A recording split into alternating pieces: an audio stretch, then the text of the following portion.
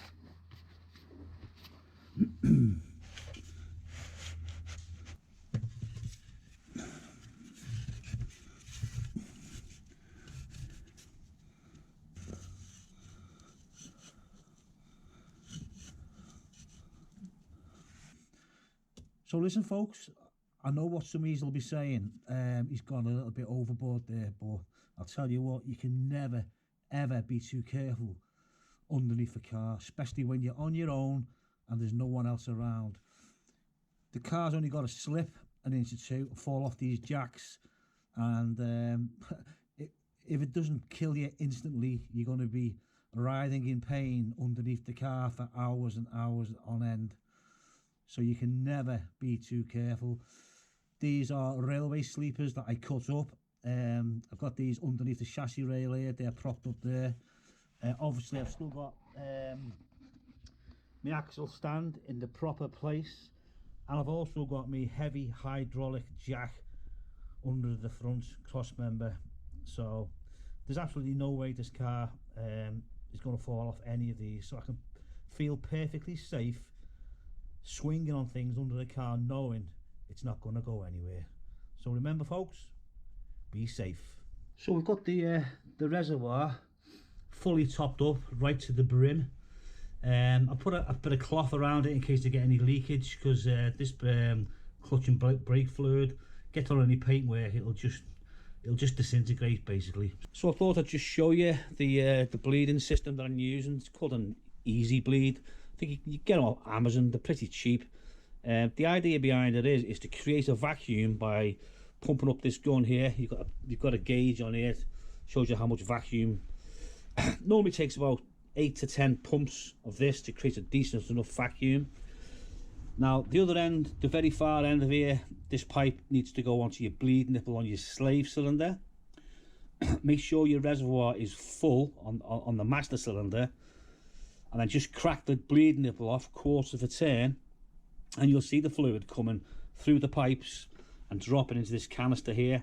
Now the instructions say to pull off about 2 inches of fluid through the system, and then it should be purged of all air. So we're going to give that a go. Cross your fingers. So first of all, we're going to put some grease around the threads all the way around, which are on the back as well. In fact, like so.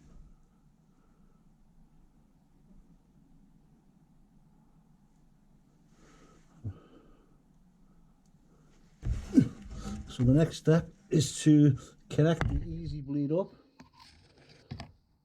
So this pipe on the end of the bleed nipple. Excuse me if I obscure your view a little bit here while it goes on. Right, that's on there now. So we need to pump up the pressure again.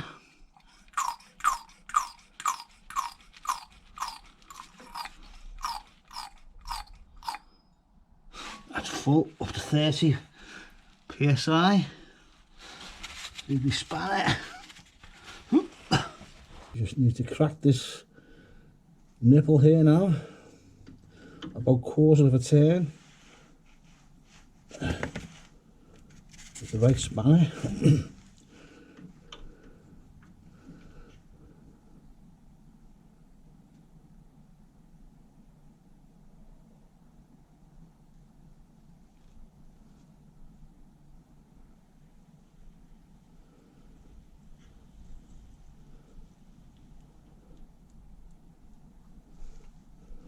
Stop that.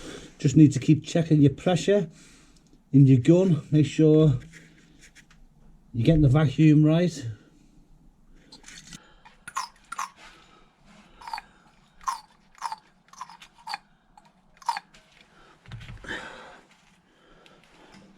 So far I filled the reservoir up about 3 times.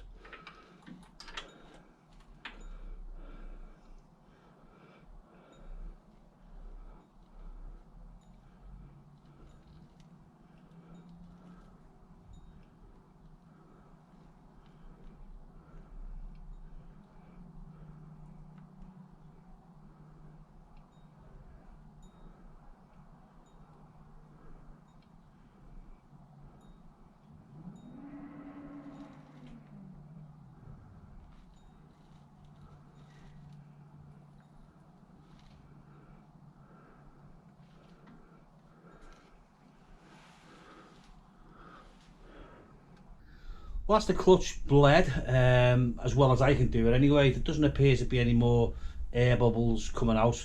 So with a bit of luck that might have done it. So let's climb inside the car and see what the clutch pedal feels like. It's a bit dark in here, I'm sorry, but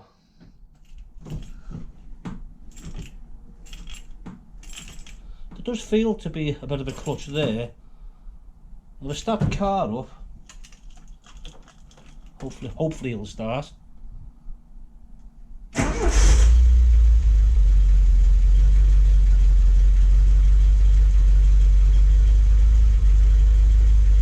can't put it in gear because there's a wheel missing on the front. Plus it's on axle stands. But I can depress the clutch to see what it feels like.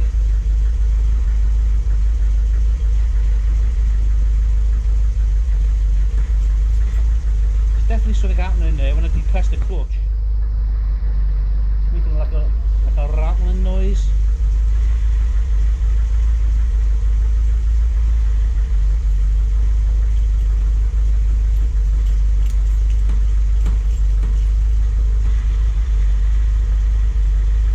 Don't know whether you can hear that or not.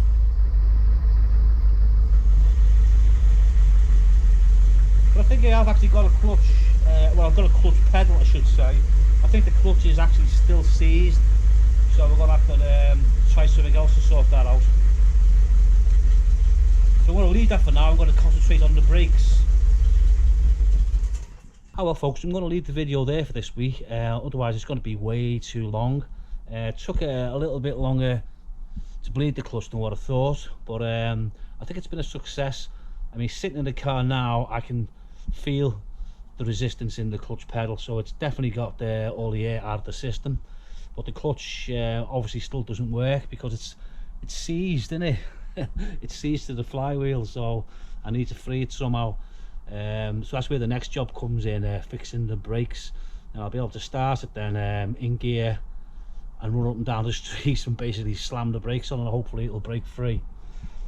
So anyway, I'm going to leave it there for now. Thanks very much indeed for joining us, and to all my new subscribers, hi and thank you very much. If you like the video, please give it a thumbs up and subscribe if you wish. So until next time, bye for now.